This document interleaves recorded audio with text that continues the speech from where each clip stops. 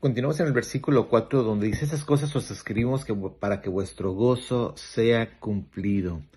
Mis amados hermanos, la palabra del Señor es lo que nos debe de traer un gozo completo, donde un gozo en el que siempre debemos de permanecer y nuestro gozo sea para siempre. Dios es luz. Dice, ese es el mensaje que hemos oído de Él y os anunciamos. Dios es luz y no hay ninguna tinieblas en Él. La palabra, mis amados hermanos, luz y tinieblas en cuanto se refiere a la Biblia, que es algo muy marcado, que hace una gran separación. Son dos símbolos muy conocidos en el sentido intelectual. Luz se refiere siempre a la verdad bíblica, mientras que las tinieblas corresponden al error o a la falsedad. Eso es lo que se refiere a la palabra. Y dice, o estamos en la luz, en la verdad del Señor, o estamos en el error o en la oscuridad. Y dice Juan que ese es el mensaje que hemos oído de Él y anunciamos de Dios. Es luz y no hay ninguna tinieblas en Él. Prácticamente Dios es toda la verdad, en Él está la verdad y Él es la verdad.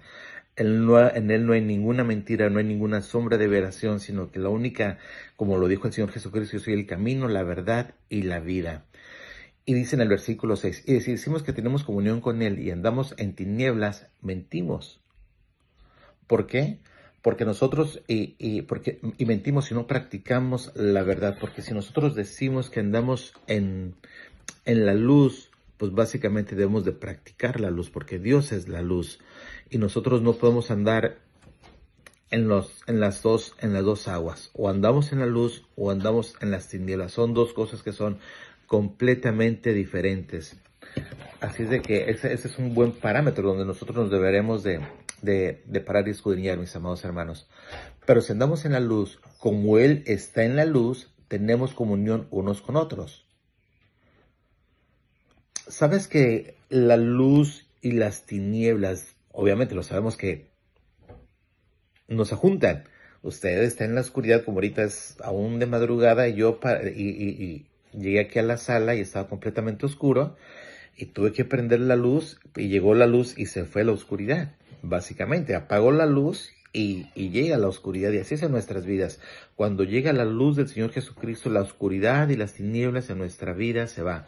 Pero también cuando nosotros soltamos esa luz, la oscuridad siempre va a llegar a la vida del creyente, mi amado hermano.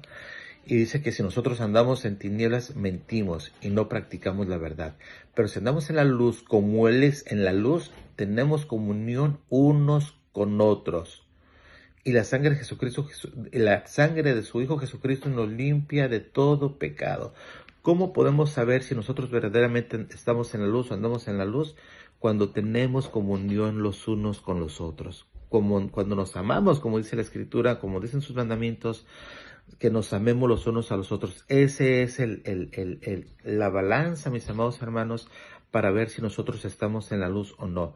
El amor, en eso se mostrará el amor al Padre, en eso se mostrará la luz, el amor que nos tengamos los unos con los otros. Y cuando hacemos y tenemos esa comunión, mira lo que dice la Escritura: la sangre de Jesucristo, su Hijo, nos limpia de todo pecado. Ahí está la clave.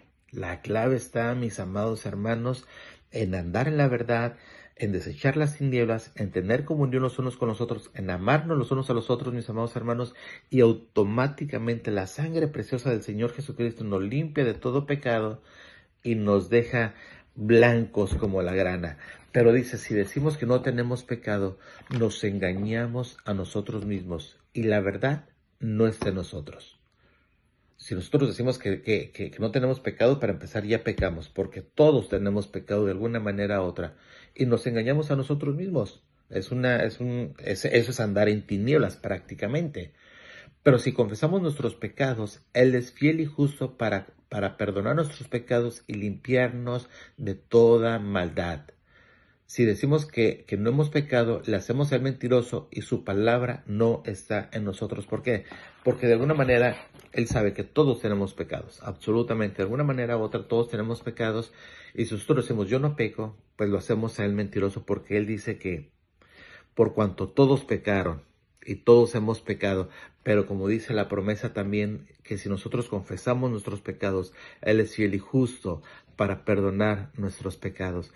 Qué bueno es eso, mis amados hermanos, descansar y sabiendo que si nosotros venimos delante de Él y nos confesamos, nos limpia de todo pecado. Dios te bendiga. Continuamos un poco más tarde.